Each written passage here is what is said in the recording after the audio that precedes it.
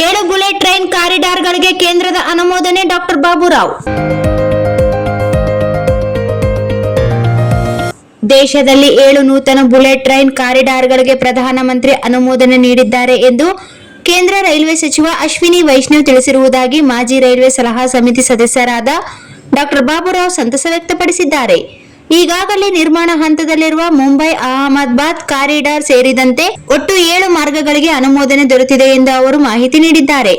ಕಾರಿಡಾರ್ಗಳ ಪ್ರಯಾಣ ಸಮಯದ ಅಂದಾಜು ಪ್ರಕಾರ ಮುಂಬೈ ಅಹಮದಾಬಾದ್ ಮಾರ್ಗಕ್ಕೆ 1 ಗಂಟೆ 57 ನಿಮಿಷ, ಮುಂಬೈ ಪುಣೆ ಮಾರ್ಗಕ್ಕೆ 48 ನಿಮಿಷ, ಬೆಂಗಳೂರು ಚೆನ್ನೈ ಮಾರ್ಗಕ್ಕೆ 1 ಗಂಟೆ 13 ನಿಮಿಷ, ಬೆಂಗಳೂರು ಹೈದರಾಬಾದ್ ಮಾರ್ಗಕ್ಕೆ 2 ಗಂಟೆ 10 ನಿಮಿಷ, ಪುಣೆ ಹೈದರಾಬಾದ್ ಮಾರ್ಗಕ್ಕೆ 2 ಗಂಟೆ 8 ನಿಮಿಷ, ದೆಹಲಿ ಲಕ್ನೋ ಮಾರ್ಗಕ್ಕೆ 2 ಗಂಟೆ, ದೆಹಲಿ ವಾರಣಾಸಿ ಮಾರ್ಗಕ್ಕೆ 3 ಗಂಟೆ 15 ನಿಮಿಷ ಮತ್ತು ದೆಹಲಿ ಸಿಲಿಗುರಿ ಮಾರ್ಗಕ್ಕೆ 6 ಗಂಟೆ ಸಮಯ ಬೇಕಾಗುವುದು. ಮುಂಬೈ ಅಹಮದಾಬಾದ್ ಕಾರಿಡಾರ್ ಈಗಾಗಲೇ ನಿರ್ಮಾಣ ಹಂತದಲ್ಲಿದ್ದು ಉಳಿದ 7 ಮಾರ್ಗಗಳ ಕಾರ್ಯರೂಪಕ್ಕೆ ಚಾಲನೆ ದೊರೆಯಲಿದೆ ಎಂದಿದ್ದಾರೆ.